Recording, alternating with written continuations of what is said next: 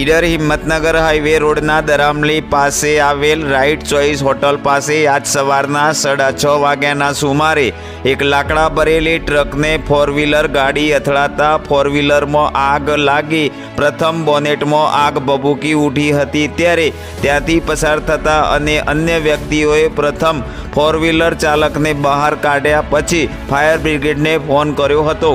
સદનસીબે કોઈ જાનહાનિ થઈ નથી, જે રાહતના સમાચાર છે।